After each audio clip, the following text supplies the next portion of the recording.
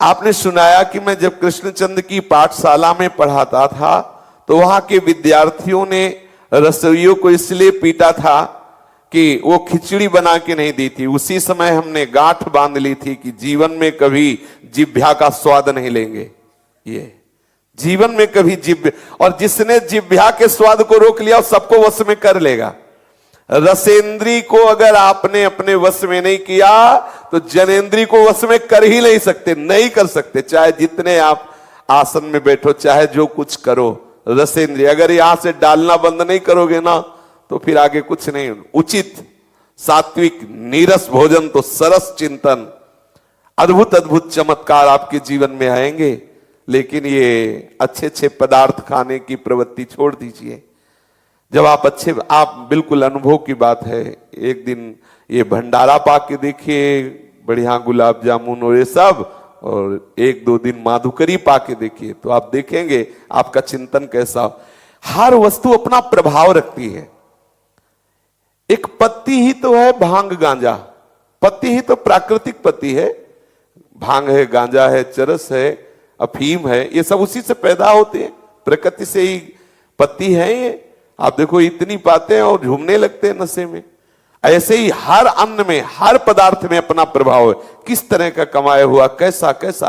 तो जहां आप मीठा और सब पकवान पाएंगे तो आपके अंदर रजोगुण बढ़ेगा, रजोगुण बढ़ेगा तो भोग वासना बढ़ेगी, आप ब्रह्मचर्य या संयम से रह ही नहीं सकते। इसलिए बहुत भोजन पर ध्यान दिया जाए, सात्विक भोजन। जिते रसम जितम सर्वम जिभ्योपस्थ जयो धृति ही। जो रसेंद्री को जीत लिया वो सब विजय प्राप्त कर लेगा। जो रसेंद्री और जनेंद्री पर संयम प्राप्त किए उसने विश्व को जीत लिया, वो धृतिवान, वो सच्चा धैर्यवान है। रसेंद्री और आप यदि जनेंद्री का प्रयोग न करें तो कुछ दिन बाद आप इस पीड़ा से मुक्त हो जाएंगे। तुरंत बाद निकल जाइए, अलग अलग लताओं के नीचे बैठिए और 2 घंटे चिंतन कीजिए जो सत्संग में सुना, सार सार बातें अपने जीवन में उतारिए। ये नहीं सत्संग सुना बातें दूसरों से करते हुए निकल गए, सत्संग में क्या सार बात आई वो अपने जीवन में उतार नहीं पाए। ठीक है, शास्त्रों का पढ़ना अच्छा है, ना पढ़ने से अच्छा है, लेकिन यदि शास्त्रों का मनन करके आपने जीवन में नहीं उतारा तो शास्त्र अभ्यास का मतलब क्या हुआ? शास्त्रों के स्वाध्याय का फल क्या हुआ? अगर तुम्हारी वासना नष्ट नहीं हुई तो शास्त्र स्वाध्याय सत्संग किस काम में आया? मरने के पश्चात तो कुत्ता बिल्ली भी मुक्त हो जाते हैं शरीर और शरीर की वासनाओं से। साधक तो वही जो जीते जी मर जाए, जीते जी वासना को मिटा दे, जीते जी परम पद में स्थित हो जाए, वही साधक है।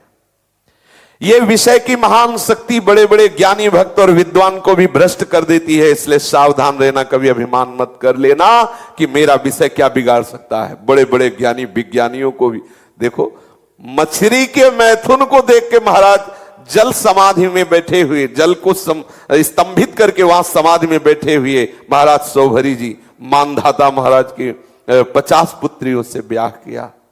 बहुत सावधान रहने। बाबा कह रहे हैं ये विषय की शक्ति महान है, ये ज्ञानी भक्त और विद्वान सभी के हृदय में क्षोभ पैदा कर देती है।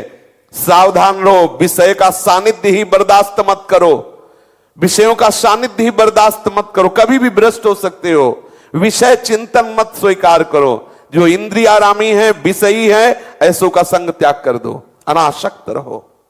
मैं सिद्धांत की बात कहता हूं, तुम विषय से कभी हारना नहीं, हर वक्त विषय पर विजय पाने के लिए उत्साहित रहो। गिर भी जाओ तो भी खड़े होकर के वीर बनो, उसे जीतो। विषयों की ओर से सावधानी रखो, कभी असावधान मत हो। सर्वदा भगवदाकार वृत्ति रखो और विषय और विषयी पुरुषों से दूरी बना के रखो। तुम्हारा शरीर प्रारब्ध के अधीन है, उसकी आवश्यकता प्रारब्ध देगा या प्रभु देंगे, तुम्हें उसकी चिंता नहीं करनी। चित्त को देखते रहो, ये भगवदाकार की तरफ हो रहा है या विषयाकार की। अगर एक बार भी विषयाकार हो रहा तो क्यों हो रहा, क्या गलती हुई? आपका देखना, आपका संग, आपका सुनना, आपका भोजन, कहीं कुछ गलत तो नहीं हो गया? कैसे हो गई ये विषयाकार? कैसे हो गई वृत्ति?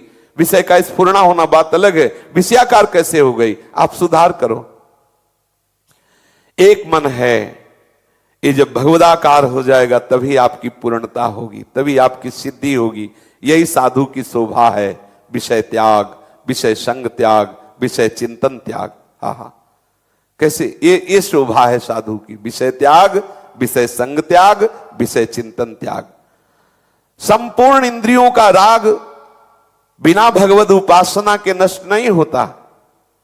देखो अभ्यास का प्रभाव देखो, भाव का प्रभाव देखो।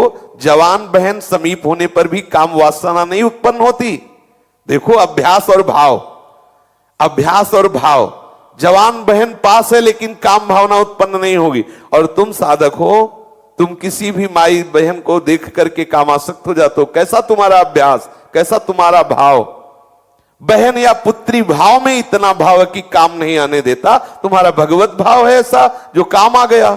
भगवत भाव है ऐसा कि तुम वहां काम दृष्टि से देख लिए। निष्ठा नहीं है, निष्ठा बनाओ। आप सबको यही बार बार समझाते थे, चाहे आंखें खुली रखो चाहे आंखें बंद रखो, आवश्यकता है अंदर के चिंतन की। आपका चिंतन ठीक होना चाहिए।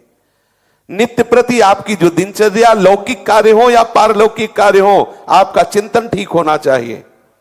विचार का जब तक उदय नहीं होता तब तक विशुद्ध ज्ञान नहीं होता। आपकी आसक्ति इष्ट देव में होनी चाहिए, विषयों में नहीं।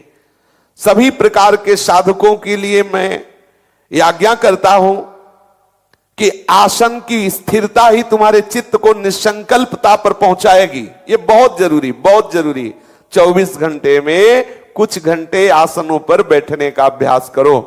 सुखासन में, पद्मासन में, सिद्धासन में शांत बैठ करके अपने इष्ट का मंत्र, इष्ट का नाम, इष्ट के रूप का चिंतन करने का अभ्यास। देखो नौजवान साधक हो, आप बैठ सकते हो आराम से।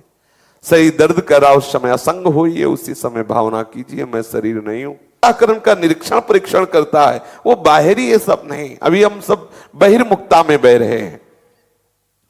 आप अपने शरीर की ऊर्जा शक्ति को रोकोगे तो आपका शरीर निरोग हो जाएगा। आसन स्थिर करने पर संकल्प स्थित होता है। अरे साधक चाहे तो शेष भगवान की तरह पूरी पृथ्वी को धारण कर सकता है। हाँ, साधना में सामर्थ्य है अपार। अरे जब प्रभु को अपने हृदय में लिए डोलता है तो और क्या रह गया। प्रभु में सब विराजमान है, अनंत ब्रह्मांड। वो अपने प्रभु को हृदय में लिए प्रकट, अपने प्रभु को हृदय में लिए, इससे सबसे भारी भक्त होता है।